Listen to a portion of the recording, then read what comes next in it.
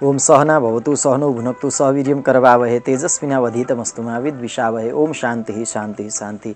नमस्कार अनि स्वागत छ आर्ष विज्ञान अध्यात्म केन्द्रको युट्युब च्यानल मार्फत आज पनि आचार्य विष्णुदेव यहाँहरू समक्ष उपस्थित भइसकेको छु। भगवती माता स्वस्थानीको पूजा प्रार्थना आराधना गर्ने क्रममा हामी छौँ र यसै सन्दर्भमा आज पनि यहाँहरू समक्ष म उपस्थित भइसकेको छु 27औं अध्यायको कथा प्रसङ्गको साथमा। आउनुहोस् कथालाई प्रारम्भ गर्न पूर्व भगवती माताको दिव्य मङ्गलाचरणको उद्गान गरौँ। सबैले श्रद्धापूर्वक हातमा चन्दन अक्षता पुष्प लिनुहुनेछ र भगवतीको दिव्य वन्दन गर्नुहुनेछ र मसँगै गाउनुहुनेछ। ओम यम ब्रह्मा वरुणेन्द्र रुद्रमरुतस्तुन्वन्ति दिव्यैस्तवैर् वेदैः साङ्गपदक्रमोपनिषदैर्गायन्ति यं सामगाः ध्यानावस्थित तद्गतेन मनसा पश्यन्ति यं योगिनो यस्यान्तं न विदुः सुरासुरगणा देवाय तस्मै नमः। श्रीमच्चन्दनचर्चितोज्ज्वलवपुः शुक्लाम्बरा मल्लिका मालालङ्कृतकुण्डला प्रविलसन् मुक्तावली शोभिता सर्वज्ञाननिदानपुस्तकधरा रुद्राक्षमालाकरा वाग्देवी वनदाम्बुजे वसतु मे त्रैलोक्यमाता चिरं। मुखं करोति वाचालं पङ्गुं लङ्घयते गिरिं यत्कृपातमहं वन्दे परमानन्दमाधवं। नमो भगवते तस्मै व्यासायामित तेजसे यस्य प्रसादाद् वक्ष्यामि नारायणकथामिमां। नारायणं नमस्कृत्य नरं चैव नरोत्तमं देवीं सरस्वतीं व्यासं ततो जयमुदीरयेत्। साष्टाङ्गं नमनं कृत्वा स्वस्थानीं परमेश्वरीं कथां सुधोपमां देव्याः श्रुत्वा भीष्टफलं लभेत्। श्री स्वस्थानी परमेश्वर्यै नमो नमः। कृपया चन्दन अक्षता पुष्प अर्पण गरिदिनुहुनेछ र पुनश्च चन्दन अक्षता पुष्प लिनुहुनेछ। अब हामी 27औं अध्यायको कथालाई पनि श्रवण गर्नेछौँ। अथ सप्तविंशोऽध्यायः श्री स्वस्थानी व्रतोपदेश वर्णन। कुमारजी आज्ञा गर्नुहुन्छ अगस्त्य मुनि। आफ्ना पिताका खोजीका निम्ति नवराज घरबाट हिँडेका लगत्तै केही दिनपछि उनकी पत्नी चन्द्रावतीले सासूसित भनिन्, हे माताजी, म आफ्ना माइत नगएको लामो समय भयो। यहाँ हामी दुईजनालाई खाने अन्न र लगाउने वस्त्रको साह्रै कष्ट छ। अर्काकै घरमा गएर मागेर मात्र कति दिन निर्वाह होला। यसकारण म अलिक दिन माइत जानु पर्यो। यहाँ तपाईँ एकजना मात्र हुनु भएर एक पेट मात्र पाल्न धेरै सजिलो पर्ला कि तपाईँले आफ्ना जिउ र घरको सयार सुसार गरी बस्नुहोला अनि आफ्ना छोरा आउने बित्तिकै मलाई लिन पठाउनुहोला। यति भनी सासूलाई दण्डवत गरी चन्द्रावती माइत हिँडिन्। बुहारी गएपछि गोमालाई अरू दुःख र कष्ट बढे। आफ्ना दुःखका दिन देखेर उनले भिक्षुक रूप महादेवले श्राप दिएको सम्झिएर मनमनमा भन्न लागिन्, म 10 वर्षकी हुँदा 80 वर्षका बुढासित विवाह भए थियो। उहाँ पनि मलाई गर्भवती अवस्थामा छोडी भिक्षा माग्न भने घर छोडी जानुभएको। यत्तिका वर्ष बितिसक्दा पनि फर्किनु भएन। छोराको मुख हेरी दुःख बिर्सिएकी थिएँ। ऊ पनि आफ्ना बाबाको खोजीमा गएको, अझै फर्किएन। बुहारी त बसेकै छे भन्ने थियो। उसले पनि मलाई छोडेर माइत गई। मेरो त जाने ठाउँ कतै छैन। हे परमेश्वर, मैले जो बिराएँ ती सम्पूर्ण अपराध क्षमा गरिदिनुहोस् कि प्राण नै लैजानुहोस् भन्दै अनेक तर्कना गर्दी छँदी गोमा अविरल आँसु बगाई रोई कराई अचेत जस्ती भइन्।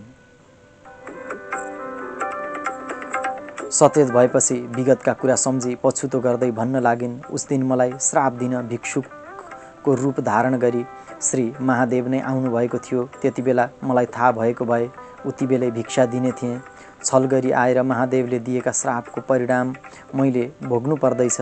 हे जगदीश्वर, हे आशुतोष, बाल्य अवस्थामा अज्ञानताले गरेको मेरो त्यो अपराधलाई क्षमा गरी मलाई यो असह्य दुःख कष्टबाट पार गर्न नसके मेरो यो प्राण नै हर भनी बलिन्द्र धारा आँसु झारी रुन लागिन्। गोमामाथि आइलागेका यी दिन दशा र उनको यस्तो अवस्था भएको कुरा कैलाश पर्वतमा श्री पार्वतीले थाहा पाउनुभयो र श्री महादेवसित बिन्ती गर्नुभयो।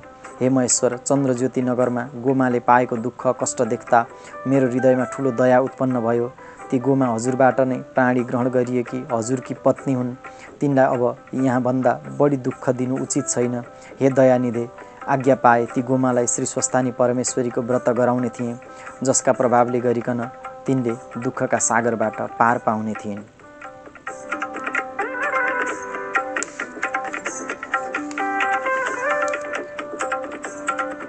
पार्वतीले गरेको यो बिन्ती सुनि प्रसन्न भएर श्री महादेवबाट आज्ञा भयो, हे प्रिय, हुन्छ त्यसै गर। यस्तो आज्ञा पाएर माता पार्वतीले देवर्षि नारद सहित सप्त ऋषिहरूलाई डाकी भन्नुभयो, हे ऋषिवृन्द, तपाईँहरू मर्त्यमण्डलको चन्द्रज्योति नगर भन्ने ठाउँमा जानुहोस्।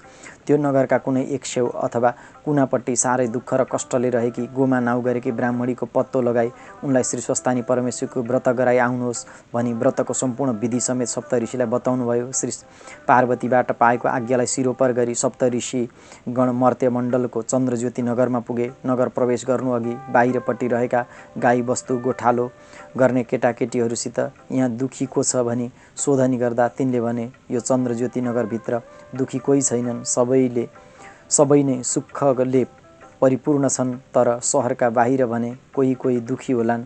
तीमध्ये गोमा नाम गरेकी एक ब्राह्मणी चाहिँ अत्यन्त दुखी छिन्, त्यहाँ गई सबै कुरा बुझ्नुहोस्। यति भनी तिनले केही पर रहेको गोमाको झुपडी पनि देखाइदिए।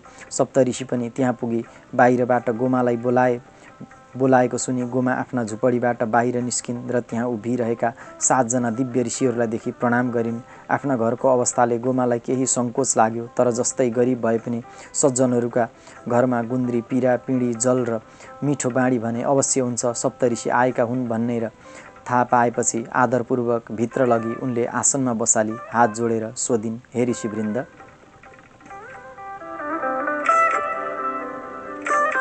आज म जस्तै दुखियाका घरमा पाउ कष्ट गरी मलाई दर्शन दिनुभयो र मेरो घर पनि पवित्र गराइदिनुभयो, जसबाट मेरा सन्ताप नाश हुन गए। गुरु, के का निम्ति पाउ कष्ट भयो जान्न पाए हुन्थ्यो। आज म धन्य भएँ। मेरो भाग्योदय हुनुको के कारण हो? आज्ञा होस्। गोमाका कुरा सुनि सप्त ऋषिले भन्नुभयो, हे गोमा, तपाईँले आफूलाई किन दुखिया भन्नुभयो? तपाईँ त महान धर्ममूर्ति माता हुनुहुन्छ। तपाईँलाई केवल यो बखतमा मात्र ज्यादै दुखी नै हुनु परेको छ। तपाईँले यसरी दुःख पाएको देखेर नै श्री जगदम्बा माता पार्वतीका आज्ञाले आज हामी यहाँ आएका छौँ। तपाईँलाई श्री स्वस्थानी परमेश्वरीको व्रत गराई यी दुःख कष्टबाट उद्धार गराउने मनस्वाय लिएका छौँ। त्यो व्रतको महिमा सागरभन्दा गहिरो छ। व्रत गर्ने विधि जो छ त्यो पनि एक चित्त भएर सुन्नुहोस्। अघि सत्ययुगमा हिमालयकी पुत्री पार्वतीले श्री महादेव स्वामी पाऊँ भने श्री विष्णुबाट उपदेश पाई यो व्रत गर्नुभएको हो।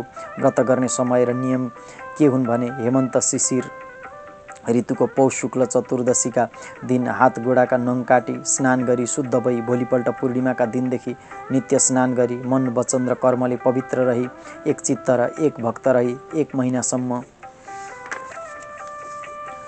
मध्याह्नकालमा श्री महादेवको पूजा गर्नुपर्छ।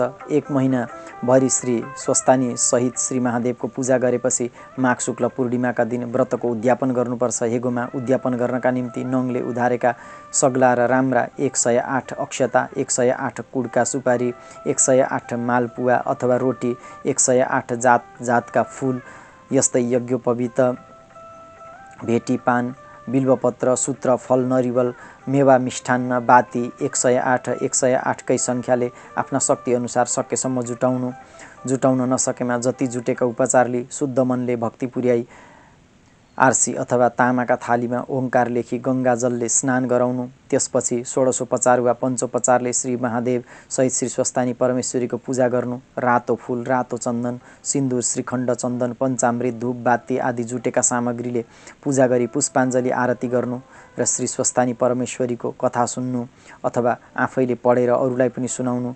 सुन्ने कोही नभए आफ्नै ओछ्यान, खाट, ऐँटो, धनु, चुल्हो, अगेनो वा आफ्ना गरी खाने साधन जे छन् तिनलाई नै सुनाउनु। पूजा र कथाका अन्त्यमा जुन कामनाको सिद्धिका निम्ति व्रत लिएको छ त्यो सम्झी मेरो फलानु काममा सिद्धि होस् हे परमेश्वरी भनी अर्घ्य चढाउनु, जप गर्नु र ध्यान गर्नु। हे गोमा, श्री स्वस्थानी देवी कस्ती छिन् भने सुवर्ण वर्ण दीप्ताभां त्रिनेत्रां कमलाननां सिंहासन समासीनां सर्वालंकार भूषितां नीलोत्पलधरां वामे दक्षिणे वरदां शुभां खड्ग चर्मधरां चोर्धं वाम दक्षिणयो क्रमात् एवं ध्यात्व महादेवीं स्वस्थानीं परमेश्वरीं। सुवर्णभन्दा पनि पहिलो वर्णको दिव्य सुन्दरताले युक्त भएकी, 3 नेत्र भएकी, कमलको पुष्प झैँ उज्यालो मुखमण्डल भएकी, सिंहका पीठलाई आसन गरेर रहेकी, सम्पूर्ण अलङ्कारहरूले विभूषित भएकी, 4 हातले युक्त, तीमध्ये दायाँपट्टिका 2 हातमा एकमा खड्ग र अर्कामा भक्तलाई दिने वरदान लिएकी, बायाँपट्टिका 2 हातमा एकमा नीलोत्पल रात्रिमा फुल्ने नीलकमल र अर्कामा चर्म ढाल लिएकी श्री स्वस्थानी परमेश्वरीको ध्यान गर्नु र श्री महादेवको पनि त्यही पूजा गर्नु। माथि वर्णन गरिएकी श्री स्वस्थानी परमेश्वरीलाई आफ्ना हृदय कमलमा राखी यो मन्त्रले स्तुति गर्नु। नमस्तेस्तु जगन्मातः स्वस्थानी सर्वमङ्गले तव प्रसादात् देवेशी व्रतपूर्णं तवाज्ञया। हे जगज्जननी, हे स्वस्थानी, हे मङ्गल स्वरूपिणी, हे देवी, हे ईश्वरी, हजुरलाई मेरो बारम्बार प्रणाम। हजुरका आज्ञाले, हजुरका वर प्रसादले मेरो व्रत पूर्ण होस्। यसरी ध्यान र स्तुति गरिसकेपछि अघि पूजा गर्दा चढाइएका 108 मध्ये 8 अक्षता, 8 रोटी, 8 बिल्वपत्र, 8 पुष्प, 8 कुडका सुपारी, 8 सूत्र, 8 पान, 8 फल अर्थात् जति 108 पदार्थ जुटाइएको छ त्यसबाट 8 चाहिँ सगुणसहित शुभ्र पट्ट सेता वस्त्रमा राखेर पीतपट्ट पहेँला वस्त्रले बेरेर शुद्ध पात्रमा, थालमा अथवा टप्परीमा लगाएर श्रद्धा, भक्ति र आदरका साथ आफ्ना पतिलाई दिनु। पति नभए पुत्रलाई दिनु, पुत्र नभए मित्र पुत्रलाई दिनु। यीमध्ये कोही पनि नभए मेरो फलानु इच्छा सिद्ध होस् भनी आफूले चाहना गरेका मनो इच्छालाई सम्झँदै गङ्गामा लगी बगाइदिनु। गङ्गामा पुग्न सकिएन भने कुनै अरू नदी, तलाउ, खोला वा सरोवर, पोखरीमा लगी बगाउनु वा विसर्जन गर्नु। त्यसपछि चढाइएका पदार्थ मध्येका 100 जति चाहिँ आफूले प्रसाद रूपमा ग्रहण गर्नु। 100 बाती बाल्नु। 100 सूत्रको रक्षाबन्धन घाँटीमा, पाखुरामा वा नारीमा बाँध्नु। पुष्प शिरमा लगाउनु। प्रसाद खानु। पूजामा आएका अरू पनि कोही भए तिलक, फूल, प्रसाद दिएर प्रसन्न गराउनु। त्यो रात्रिमा जागा रहेर कीर्तन, भजन, गायन र नृत्यद्वारा श्री स्वस्थानी परमेश्वरलाई सन्तुष्ट गराउनु। अर्को दिन सूर्योदयभन्दा अघि नै लिङ्गोसहित सम्पूर्ण फूल पाती लिएर जलाशयमा लगी विसर्जन गर्नु र स्नान दान गरी घरमा आउनु। हे गोमा, यति गरेपछि श्री स्वस्थानी परमेश्वरीका कृपाले तपाईँका सबै दुःख कष्ट नाश हुनेछन्। यिनै परमेश्वरीका अनुग्रहले श्री पार्वती देवीले श्री महादेव स्वामी पाउनु भएको हो। यति भनी सप्तऋषिले गोमालाई सम्पूर्ण महिमा बताइसकेर हिँड्ने मन गरे। यो देखि गोमा ब्राह्मणीले हात जोडी बिन्ती गरिन्, हे ऋषिवृन्द, तपाईँहरूका कृपाले श्री स्वस्थानी परमेश्वरीको महिमा र व्रतको विधि समेत मैले सुन्न पाएँ। म यस्तो दुखियाका झुपडीमा आई मलाई कृतार्थ गराउनु भयो। मैले केही अतिथि सत्कारसम्म पनि गर्न पाएकी छैन। म बजार गएर पान किनी ल्याई अतिथि सत्कार गर्छु अनि मात्र जानुहोला भनी चर्खामा रहेको धागाको लरिया बेचेर पान किन्न भनी त्यो लरिया लिई बाहिर निस्किन्। गोमाका पति शिव शर्मा भिक्षा माग्नका निम्ति परदेश गएपछि गोमाले गाउँमा बनीबुतो गरेर आफ्नो निर्वाह गरेकी रहेछन्। नवराजको जन्म भएपछि यजमानको सहायता पाएर र चर्खामा धागो कातेर ऐँटामा कपास पेली दुःखसित बसेकी रहेछन् भन्ने कुरा सप्तऋषिलाई थाहा हुन गयो। यस्ता दुःख कष्ट देखेर गोमाप्रति सप्तऋषिलाई साह्रै दया लाग्यो र आफूहरू बसेका आसनमुनि 7वटा सुवर्णका कौडी राखेर गोमा आइपुग्नु अघि नै ती ऋषिहरू त्यहाँबाट प्रस्थान गरे। आग्रह गर्नेको आतिथ्य सत्कार नलिजाँदा ठुलो दोष लाग्ने सहर टाढा भएकोले गोमाले धागो बेचेर त्यो द्रव्यले पान किनेर ल्याउनु पर्दा समय धेरै जाने। यता माता पार्वतीको आज्ञालाई पूर्ण गरेपछि आफ्ना आश्रममा बेलैमा पुग्नुपर्ने हुँदा धर्म सङ्कटमा परि गोमा आइपुग्नु अघि नै ऋषिले त्यहाँबाट प्रस्थान गरे। कश्यप, अत्रि, भारद्वाज, विश्वामित्र, गौतम, जमदग्नि र वशिष्ठ यी सप्त ऋषिहरू ब्रह्माजीका मानस पुत्रहरू हुन्, जो लोक कल्याणका निम्ति घुमिरहन्छन्। स्वर्ग, मर्त्य, पाताल र अन्य लोकमा पनि सप्तऋषिको आराधना र पूजा, श्रद्धा र भक्तिका साथ भइरहन्छ। सप्तऋषिका पुण्य चरित्रहरूका वर्णन सम्पूर्ण धर्मग्रन्थहरूमा उल्लेखित छन्। वेद मन्त्रका स्रष्टा ती ऋषिहरूका पावन कृतिले लोकका रोग, शोक र दुःख कष्टको हरण हुन्छ। सप्तऋषिमध्ये ब्रह्मर्षि वशिष्ठजी सूर्यवंशीय राजाहरूका कुलगुरु हुनुहुन्थ्यो। आफ्ना यजमान दिलीप राजाका सन्तान थिएनन् र गुरुले उहाँलाई आफ्नी नन्दिनी नाउँ गरेकी गौको सेवा गर्न लगाई पुत्रवान बनाउनु भयो। पछि गएर त्यसै वंशमा भगवानले अवतार ग्रहण गर्नुभयो र गुरु वशिष्ठले गई राम यो नाम दिनुभयो। उहाँका यस्ता कृति अनेकौँ छन्। अरू ऋषिहरूका पनि पुण्यमय कृति गाथा अनेकौँ छन्। प्रत्येक वर्षमा श्रावण शुक्ल पूर्णिमाका दिन पुरुषहरूले आफ्ना गोत्रका प्रवर्तक पूर्व पुरुष अर्थात् ऋषिहरूलाई श्रद्धापूर्वक तर्पण गरेर शुद्ध हुन्छन्। अनि स्त्रीहरूका शुद्धिका निम्ति भाद्र शुक्ल पञ्चमीका दिन अरुन्धती सहित सप्त ऋषिको श्रद्धापूर्वक पूजा हुन्छ। हे मुनि, अब सती अरुन्धतीको यहाँ संक्षेपमा कथा कहन्छु। ब्रह्माजीले मरीचि आदि महान प्रभावशाली पुत्रहरूलाई उत्पन्न गरे पश्चात आफ्ना हृदयबाट एउटी परम सुन्दरी कन्याको सृष्टि गर्नुभयो। तिनको नाउँ सन्ध्या थियो। ती कन्या सौन्दर्यकी खानी थिइन्। तिनलाई देख्दा मुनिहरूको पनि मन मोहित हुन्थ्यो। ती सन्ध्याको पुण्य कथा श्रवण र मनन गर्नाले पुरुषहरू दीर्घायु र नारी वर्ग सती साध्वी हुने गर्छन्। ती कन्याले चन्द्रभाग नाउँ गरेका पर्वतमा गएर कठोर तपस्या गर्ने निश्चय गरे। जसरी हिमालय पर्वतमा उम्रिएकी गङ्गा पूर्व समुद्रमा गएर मिसिएकी छिन्, उसरी नै चन्द्रभागा नदी चन्द्रभाग पर्वतमा उम्रिएर पश्चिम समुद्रमा प्रवेश गरेकी छिन्। त्यो नै चन्द्रभागा पर्वतमा गएर तपस्या गर्ने निश्चय गरेर ती कुमारी सन्ध्या त्यहाँ गइन्। यो थाहा पाएर ब्रह्माजीले वशिष्ठ मुनिलाई त्यहाँ गएर ती कन्यालाई तपस्या गर्ने विधि बताऊ भनी पठाउनु भयो। त्यो अत्यन्त रमणीय स्थलमा पुगेर वशिष्ठ मुनिले ती कन्यालाई तपस्या गर्ने विधि सिकाएर जप गर्ने मन्त्र पनि दिनुभयो। ओम नमः शङ्कराय ओम। यो मन्त्रलाई निरन्तर जप गर्नु, मौन रहेर स्नान गर्नु, मौन रहेर मानसिक पूजा गर्नु, जल पिएर रहनु, शरीरले सक्ने उपवास गर्नु, मौन भङ्ग नगरी गरिएका कर्मले सिद्धि प्राप्त गराउँदछ। शुभ उद्देश्य लिएर भगवान शिवको आराधना गर्नु। ब्रह्माको यो आज्ञालाई वशिष्ठले पुरा गर्नुभयो, अर्थात् सन्ध्यालाई यी सबै उपदेश दिनुभयो।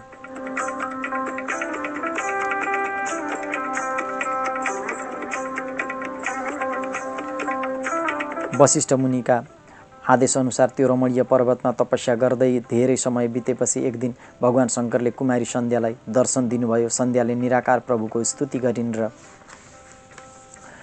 मनोइच्छित वर प्राप्त गरिन्। त्यसै पर्वतका एक भागमा मेधातिथि ऋषिले आफ्ना आश्रममा एउटा ठुलो यज्ञ गर्नुहुँदै थियो।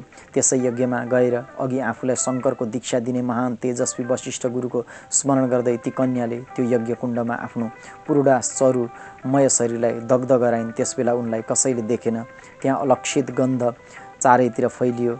त्यो डढेको देह चाहिँ सुवर्ण जस्तै भएर सूर्यमण्डलमा पुग्यो।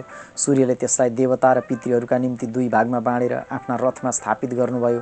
त्यो शरीरको माथिल्लो भाग प्रातः सन्ध्या भयो, जो मध्यरातदेखि लिएर आउने दिनको मध्यसम्म भयो, अनि सन्ध्याको तल्लो भाग दिनको मध्य भागदेखि लिएर रातको मध्य भागसम्म भयो।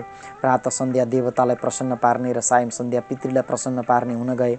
सूर्योदयभन्दा पहिले जब अरुणोदय हुन्छ, पूर्व आकाशमा रातो देखिन्छ, त्यो सन्ध्याको पूर्व भाग हो जो देवताहरूलाई प्रसन्न गराउँछ। अनि मध्याह्नकाल हुँदै कमलको पुष्प झैँ भएर सूर्य अस्त हुन्छन्।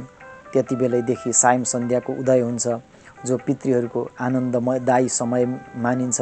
अर्थात् दिनको मध्याह्नको पूर्व भाग देव कार्यका निम्ति र मध्याह्नदेखिको पछिको भाग पितृ कार्यका निम्ति जान्नुपर्छ। हेमुनि मेधातिथिका यज्ञ कुण्डमा कुमारी सन्ध्याले देवोत्सर्ग गरेको कसैले देखेको थिएन, जो माथि वर्णन भयो। जब सो यज्ञ समाप्त भयो, त्यसबेला अग्निका ज्वालाबाट सुवर्ण झैँ कान्ति भएकी एउटी कन्याको उत्पत्ति भयो र वास्तविक देह सूर्य भएका ठाउँमा गयो। ती कन्या सन्ध्याका आत्माबाट उत्पत्ति भएकी हुन्। मेधातिथि ऋषिले प्रसन्न भएर ती कन्यालाई पुत्री रूपमा ग्रहण गर्नुभयो। नुहाई धुवाई गरिदिएर मेधातिथिले ती बालिकालाई आफ्ना काखमा राख्नुभयो अनि तिनको नाम अरुन्धती राखियो। कसैलाई अवरोध नगर्ने अति पवित्र हुनाले सो नाम राखियो। चन्द्रभाग पर्वतका ताप सारण्यमा तपस्या गर्ने वनमा मुनि आश्रममा ती कन्याको लालन पालन हुन लाग्यो।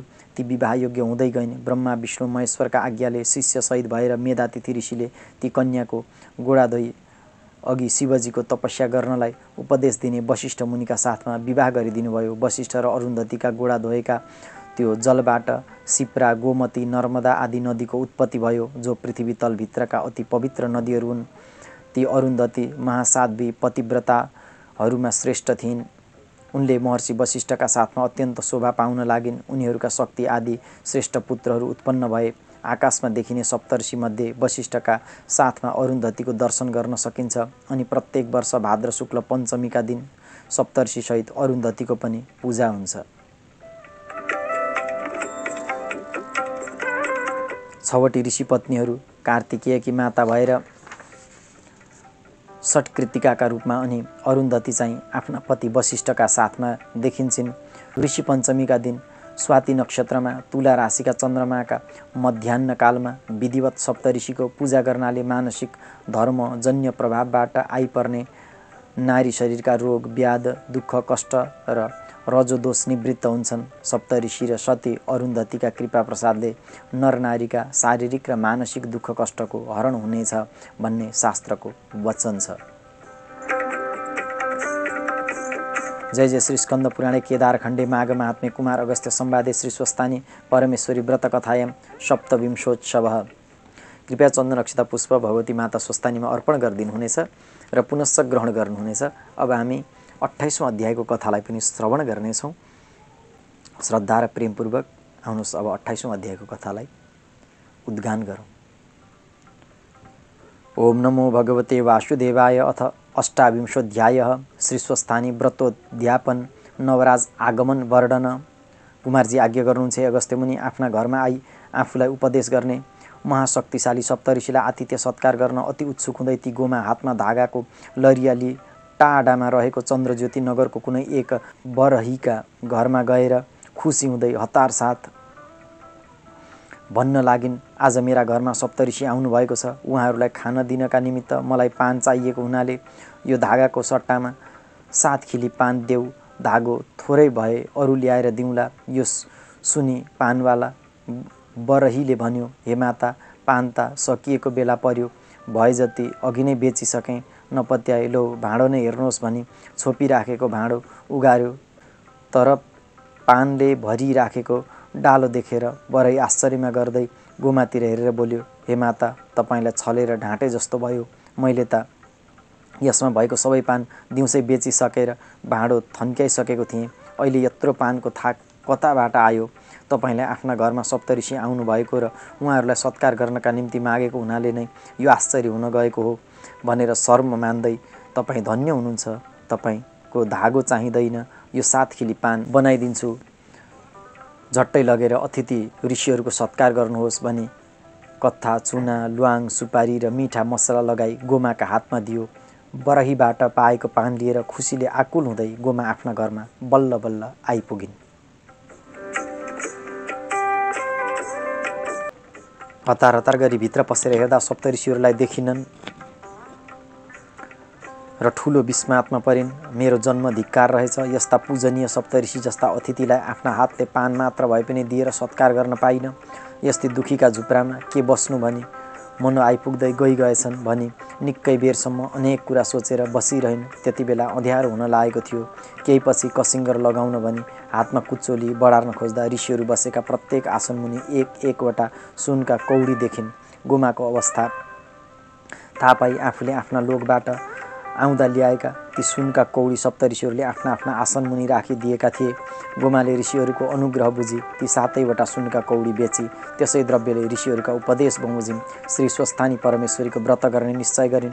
पर्खँदा पर्खँदै प्रत्येक वर्ष दिनपछि घुमिफिरी आउने पौष शुक्ल पनि आइपुग्यो। पौष शुक्ल चतुर्दशीका दिन हातगोडाका नङ काटी स्नान ध्यान आदि सकि हविष्य भोजन गरी भोलिपल्ट पूर्णिमाका दिनदेखि श्री स्वस्थानी परमेश्वरीको व्रत आरम्भ गरिन्। नित्य मध्याह्न कालमा बालुवाको शिवलिङ्ग र श्री स्वस्थानी परमेश्वरीको पूजा गरिसकेपछि कथा पढ्न लागिन्।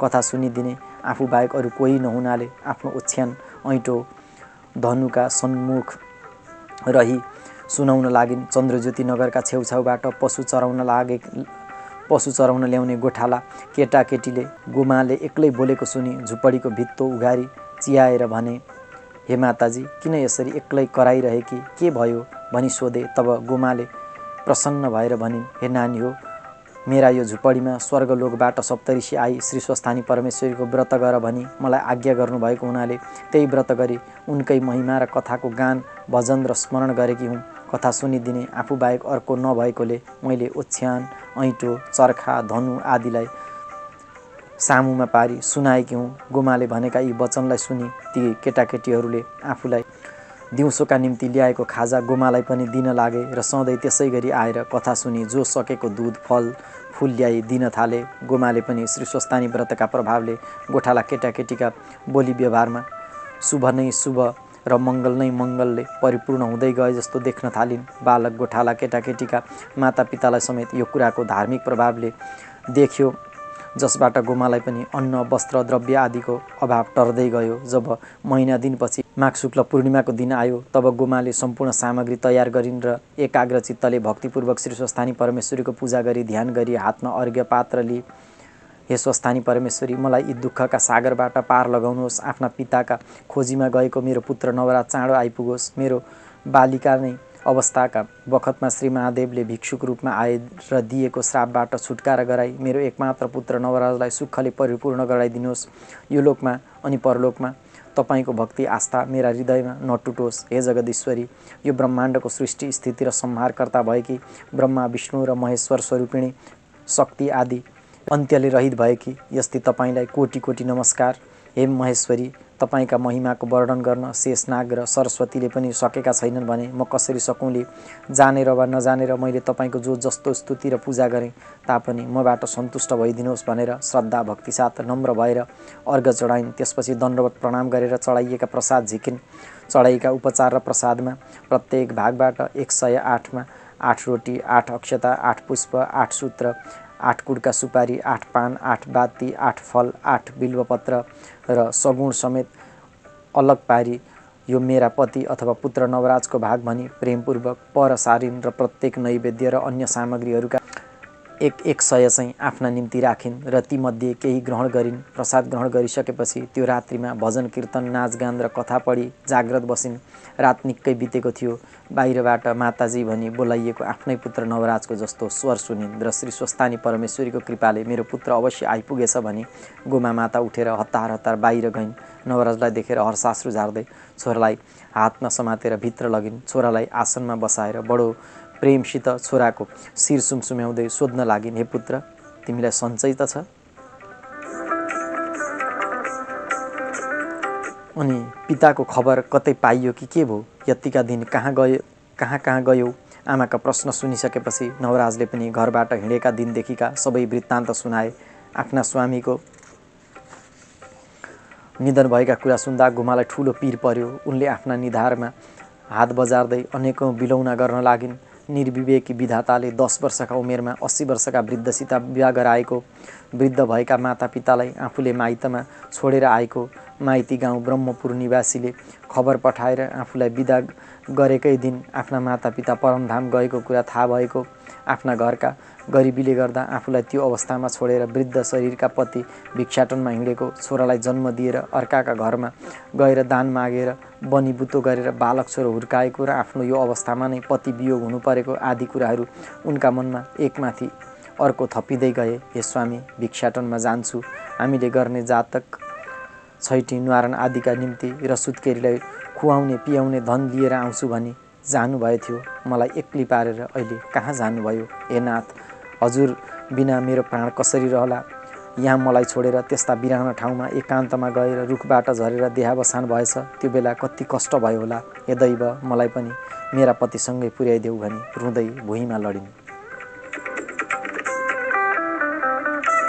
आमाको त्यो अवस्थादेखि नवराजले धैर्य भएर भन्न लागे, हे माता, संसार असार छ, यो सार रहित छ, यहाँ जन्मिएपछि मृत्यु निश्चित छ, यसो हुँदा शोक गर्नु वृथा छ आदि धेरै वेद पुराण शास्त्र आश्रम धर्म ज्ञान वैराग्य आदिका धेरै प्रमाणहरूसित देहको अनित्यता सुख दुःख यो लोक परलोकका कुराहरू बुझाएर आमाको शोक शान्त गराए। निकै दिन बितेर गए तापनि गोमाले पुत्रबाट ज्ञानार्जन लिएपछि एकछिन जस्तो मात्र भयो गोमा सचेत भइसकेर हेर्दा पूजास्थल पनि जस्ताको त्यस्तै देखियो।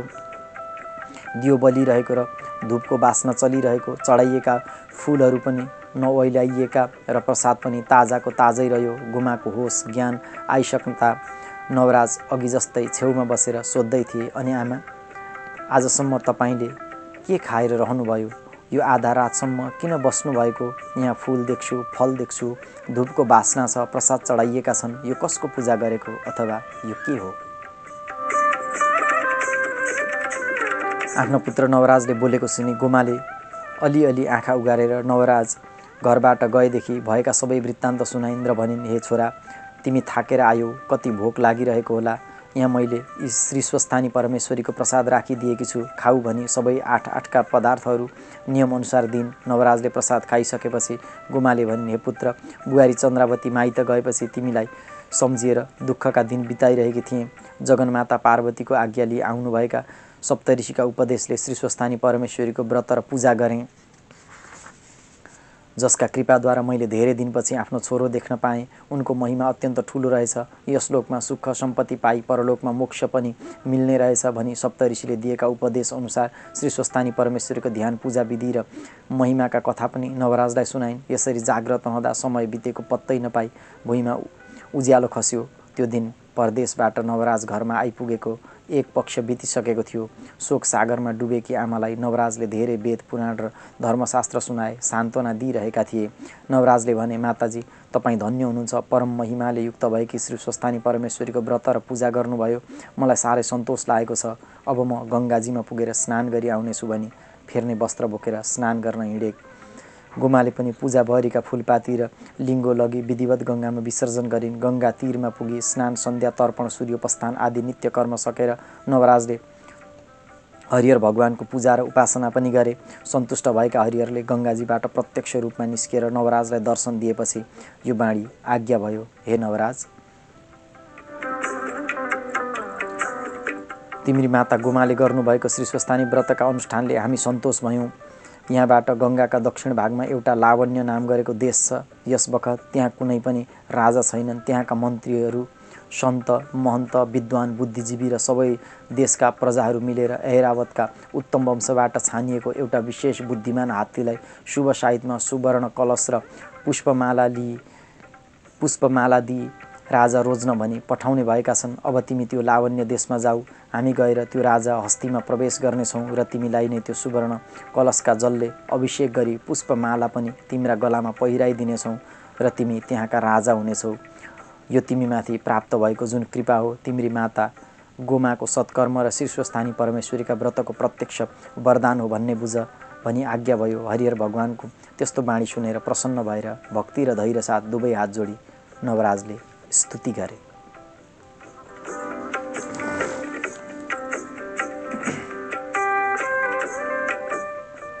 यौतौ शङ्ख कपाल भूषित करौ, मालास्ति मालाधरौ, देवौ द्वारवती श्मशान निलयौ, नागारी गोवाहनौ, द्वित्रक्षौ बलिदक्ष यज्ञमथनौ, मेघाद्रि राजप्रभौ, पापं मे हरतां सदा हरिहरौ, श्रीशैलजा वल्लभौ, यं वै वेदनो नैव विष्णुर्, यं वा वेदा नरसयो नैव वाणी, तं देवेशं माट्टश कोल्पबुद्धिर्, याथार्थाद् वै वेत्यहो विश्वनाथम।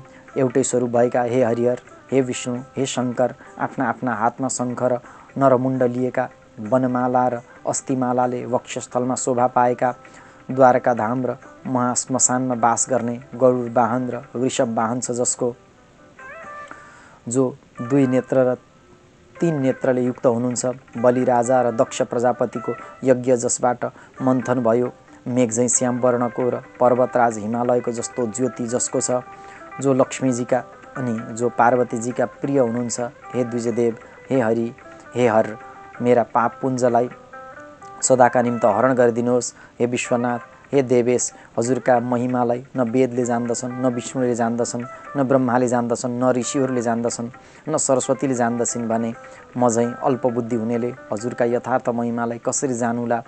म अनाथमाथि कृपा गरी दर्शन दिनुभयो, म धन्य रहेछु। सहनशीलता, सदाचारिणी, धैर्य र पति भक्तिपरायण माताका गर्भमा वास गरी मैले जन्म लिएको सार्थक हुन गयो। हे भक्तका पालक, दुष्कर्मीको नाश गराई सत्कर्मीका कष्ट हरण गर्ने, विश्व ब्रह्माण्डको सृष्टि स्थिति र संहार गर्ने, पाप र पुण्यका साक्षी हे प्रभु, हजुरहरूमा मेरो कोटि कोटि नमस्कार। हजुरहरूका महिमाको गान गर्न चतुर्मुखी ब्रह्मा र सहस्र शीर्ष शेषनागले पनि सक्दैनन् भने अरू कसले सक्ला। हे भुवनपति, हे हरिहर, मेरा हृदयमा हजुरहरूको भक्ति निश्चल भएर रहिरहोस्। यसरी नवराजले गरेको स्तुति सुनेर तथास्तु भनी भगवान हरिहर गङ्गाका मध्यभागमा नै अन्तर्धान हुनुभयो। हे अगस्त्य मुनि, श्री हरिहरको दर्शन प्राप्त गरेका नवराज पनि सूर्यको जस्तो तेजले घरमा आए। आफ्ना छोरालाई देखेर आश्चर्यमा परेकी गोमाले सोधिन्, हे पुत्र, आज तिमीलाई किन मैले अत्यन्त तेजवान देखिरहेको छु? कतै मनता त्यस्तो भएको होइन कि साँच्ची नै मेरा छोराले कुनै तेज प्राप्त गरेको हो? आज त म आफ्ना छोरालाई स्वर्गका राजा इन्द्रभन्दा पनि सुन्दर देख्दैछु। आफ्नी आमाका यी वचन सुनि आफू एका बिहानै उठी गङ्गा नुहाउन गएको र उहाँ विष्णु र शिवको एउटै रूप श्री हरिहर भगवानको प्रत्यक्ष दर्शन पाएको कुरा बताए। भगवान हरिहरबाट आफूलाई लावण्य देशको राजा हुने वरदान समेत पाएको शुभ कुरा पनि आफ्नी आमालाई प्रेमले गदगद हुँदै नवराजले सुनाए। हे माता, तपाईँका सत्कर्म र पुण्यका प्रभावले नै मैले यस्तो वरदान पाउन सकेको हुँ भनी आफ्नी आमाका मुखमण्डलमा प्रसन्न हुँदै नवराजले हेरे। यो देखेर झन् खुसी हुँदै गोमाले भनिन्, हे पुत्र, हरिहर भगवानका कृपाले लावण्य देशको राजा भएर प्रजाहरूको प्यारो भएस भनी आफ्नो दाहिने हात पुत्र नवराजका शिरमा राखी प्रेमाश्रु झार्दै आशिष दिन नवराज पनि श्री स्वस्थानी परमेश्वरीको रूपलाई मनमा लिएर आफ्नी आमाका दुवै चरणमा शिर राखी ढोगेर लावण्य देशतिर लागे। बाटामा पर्ने तुलसीका मोठ, बरपिपल, मन्दिर, साधुसन्त, वृद्ध वृद्धा, बालक, गौ आदिलाई दायाँ पार्दै ढोग्दै मनमनमा देवदेवीका नाम सम्झँदै नवराज लावण्य देशमा पुगे। कुमारजी आज्ञा गर्नुहुन्छ हे अगस्त्य मुनि। आफ्ना पुत्रले लावण्य देशतर्फ प्रस्थान गरिसकेपछि गोमाले चन्द्रज्योति नगरका पुराना इष्टमित्र र यजमानहरूलाई भेटेर यो शुभ समाचार सुनाउँदै भनिन्, हे इष्टमित्र, हे जे यजमान वृन्द, तपाईँहरूले मेरो हेरचाह र रक्षा गर्दै आउनुभयो। मेरा दुःख कष्टका दिनमा साथ दिनुभयो। मेरा पुत्रको जन्म समयदेखि लिएर हेरचाह गर्दै विद्याध्ययन, व्रतबन्ध, विवाह पनि गराइदिनु भयो। न्वारानका दिन गुरु पुरोहितले उसका अङ्गका लक्षणलाई हेरेर, ग्रहका फल हेरेर भविष्यको फल बताउनु भएको थियो। यी सबै आशीर्वाद परिपूर्ण हुन लागेका छन् भनी सबैलाई श्री स्वस्थानी परमेश्वरीको महिमा बताउँदै प्रसाद बाँडिन्। गाईबस्तु हेर्न आफ्ना झुपडीमा का वरिपरि आएर खेल्ने केटाकेटीलाई पनि प्यारो गर्दै प्रसाद खान दिइन्। आफ्नो रक्षा र हेरचाह गर्ने बुढा पुराना जनहरू, गुरु पुरोहित र यजमानहरू मध्ये कतिले यो लोक छोडिसकेका थिए। तिनको उत्तम गति भएर तिनका आत्माले सुख शान्ति पाउन् भनी माता स्वस्थानी परमेश्वरीसित प्रार्थना गरिन् अनि सबैजनाप्रति कृतज्ञता प्रकट गरिन्।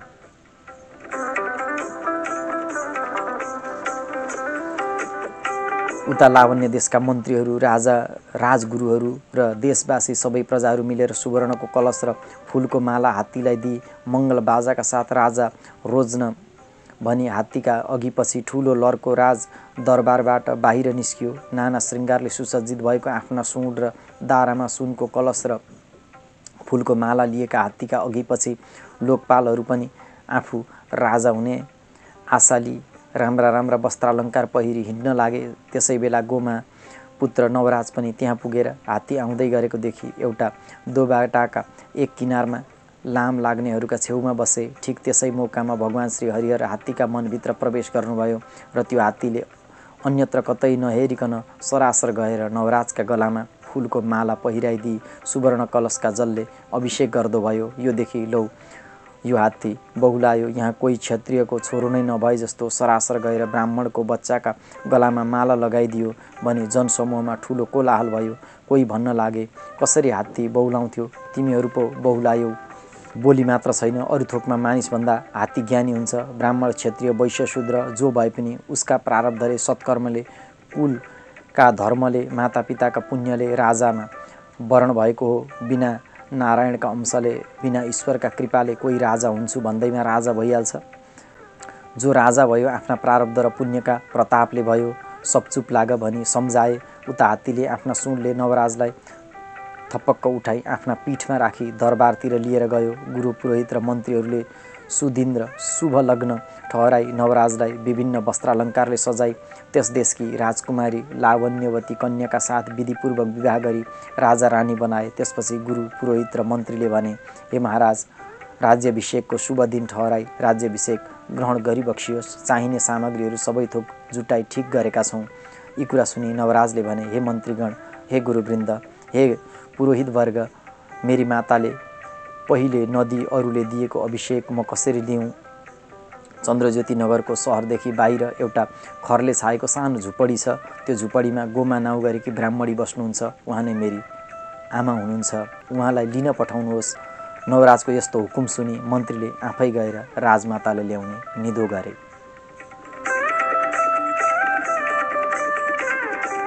पालकी नाना वस्त्र र अलङ्कार डोलेर फौज समेत लिई बाजागाजाका साथ चन्द्रज्योति नगरका निम्ति बाटो लागे। सोध्दै खोज्दै उहाँ पुगेर गोमालाई भेटेर प्रणाम गरी मन्त्रीले भने, हे राजमाता, हजुरका सुपुत्र नवराज लावण्य देशका राजा होइ बक्सियो।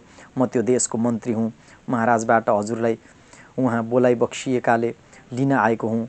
यी वस्त्र र अलङ्कार ल्याएको छु, पहिरिएर जानका निम्ति तयार भई बक्सियोस् भनी बिन्ती गरे। मन्त्रीका कुरा सुनि हर्षले रमाएकी गोमा ब्राह्मणी पनि लुगा गहना पहिरी जान ठिक परिन्। त्यसपछि राजमातालाई पालकीमा चढाई फौजका लावा लस्कर अघि पछि पारी भरिया सुसारे सहित भएर लावण्य देशतिर मन्त्रीले प्रस्थान गरे। यो कुरा चन्द्रज्योति नगरमा सबैतिर फैलियो र गोमालाई र उनलाई लिन आएका मानिसहरूलाई हेर्न त्यो नगरका नरनारीको ऐरो लाग्यो। आफ्ना आफ्ना काम छोडेर हत्तपत्त गरी दगुरेर आउँदा कसैका केश खुस्किएका, कोही वस्त्र लगाउँदै गरेका, कोही खाँदै गरेको भोजन छोडी आएका, कसैका बच्चाहरू रुवाउँदै र कसैले एका अर्कामा टाउको ठोक्काउँदै आएको देखिन थाल्यो। अघि पछि फौज र माझमा पालकीभित्र भएकी गोमा ब्राह्मणीलाई देखि मानिसहरू आपसमा अनेक कुरा गर्न लागे। गोमाले सधैँ धागो कातेर अर्काको ढिकी जाँतो गरेर जस्तै दुःखका घडीमा पनि धैर्य लिई कसैलाई वचनले नभिजाई सत्कर्ममा दृढ रही आज राजमाता हुन गई छोरो राजा भएको देख्न पाउने भइन् भनी सबैले एक अर्कामा खुसी भई चर्चा गर्न लागे। उता गोमा पनि बिस्तार बिस्तार लावण्य देशको नजिक नजिक पुग्न लागिन्। आफ्नी आमा आइपुग्न लागेको खबर पाई राजा नवराजले हात्ती घोडा र अरू थप फौज साथमा लिए आमाको स्वागतका निम्ति केही परसम्म लिन भनी आए। त्यस बखतमा नाना मङ्गल वाद्य गीत नृत्य आदिका साथ लाजा अबिर र पुष्प वर्षाका साथ माताजीलाई दरबारमा पुर्याई साष्टाङ्ग दण्डवत गरेर नवराजले भने, हे माता, हजुरका पुण्य प्रताप र श्री स्वस्थानी परमेश्वरीका कृपाले भगवान श्री हरिहरका दया दृष्टिले आज म लावण्य देशको राजा भएँ। धन्य मेरी आमाको तपस्या र सत्कर्म। हजुर जस्तै पुण्यकृति माताका पवित्र कोखमा बास गरेका छोराछोरीको भाग्य अवश्य नै महान हुनेछ माता। अब हजुरका हातले मलाई राजगद्दीमा आसीन गराई वेदका मन्त्रले पवित्र भएका कलश जलद्वारा मेरो राज्याभिषेक होस्। छोराका वचनलाई सुनि श्री स्वस्थानी परमेश्वरीको स्वरूपलाई आफ्ना हृदयमा लिई गुरु पुरोहितद्वारा ठहराइएका सुदिन र शुभ मुहुर्तमा सुवर्णमय सिंहासनमा बसाली राजा रानी नवराज र लावण्यवतीको गोमाले विधिपूर्वक राज्याभिषेक दिइन्। त्यसपछि राजा रानीद्वारा गुरु पुरोहितलाई भोजन दक्षिणा र गरिबहरूलाई अन्न वस्त्रद्वारा सन्तुष्ट गराई सारा राज्यभरिका असहाय र अनाथहरूमा समेत अन्न वस्त्र बाँडी देशभर नै उत्सव मनाउने हुकुम गरियो। जय जय श्री स्कन्द पुराणे केदार खण्डे माघ महात्म्य कुमार अगस्त्य संवादे श्री स्वस्थानी व्रत कथायं स्वस्थानी वर प्राप्ति नवराज गृहा गमन वर्णनम नाम अष्टाविंशोत्सवः। ओम उपनयतु मंगलम व सकल जगन मंगलालय श्रीमान दिनकर किरण नवोदित नवनलिन दल निवेक्षण श्रीकृष्ण काले वर्षतु पर्जन्य पृथ्वी शस्यशालिनी देशोऽयं क्षोभरहितो ब्राह्मणाः सन्तु निर्भयाः अपुत्रा पुत्रिणः सन्तु पुत्रिणः सन्तु पौत्रिणः निर्धना साधना सन्तु जीवन्तु शरदां शतम्। तत्रैव गंगा यमुना च तत्र गोदावरी सिन्धु सरस्वती च तीर्थानि सर्वाणि वसन्ति तत्र यत्राच्युतोद्धार कथा प्रसंगः। या कुन्देन्तु तुषारहार धवला या शुभ्रवस्त्रावृता या वीणावरदण्डमण्डितकरा या श्वेतपद्मासना या ब्रह्माच्युत शंकर प्रभृतिभिर्देवैः सदा वन्दिता सा मां पातु सरस्वती भगवती निःशेषजाड्यापहा। कायेन वाचा मनसेन्द्रियैर्वा बुद्ध्यात्मना वा नुसृतेः स्वभावात् करोमि यद्यत् सकलं परस्मै नारायणायेति समर्पयेतत् अनन्यचेतसा भक्त्या श्रुतं यच्च कथामृतं समर्पयामि तत्सर्वं स्वस्थानीं परमेश्वरीं श्री स्वस्थानी परमेश्वर्यै नमो नमः। कृपया हातमा भएको चन्दन अक्षता पुष्प भगवती माता स्वस्थानीमा अर्पण गरिदिनुहुनेछ। तिनजेल बडा प्रेम र सद्भावका साथमा श्रवण गरिदिनु भयो, हेरिदिनु भयो। यहाँहरूलाई धेरैभन्दा धेरै धन्यवाद छ। हार्दिक आभार यहाँहरूप्रति म प्रकट गर्दछु। हजुरको सम्पूर्ण मनोकामना भगवती माता स्वस्थानीले परिपूर्ण गर्नुहोस्। श्रद्धा भक्ति अझै दृढ बनेर जाओस्। भगवती माताका चरणमा यही प्रार्थना अर्पण गर्दै यहाँहरू समक्षबाट म पनि बिदा हुन्छु। लोका समस्ता सुखिनो भवन्तु।